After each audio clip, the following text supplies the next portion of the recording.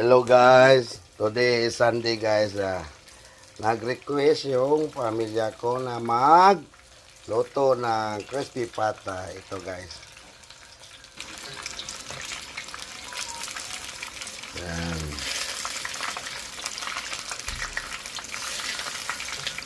Galing na boil to guys. So, tiniprito na natin.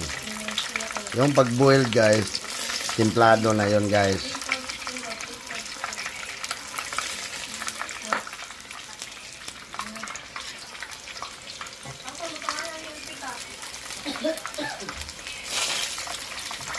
Tapos pinalamig kan dali.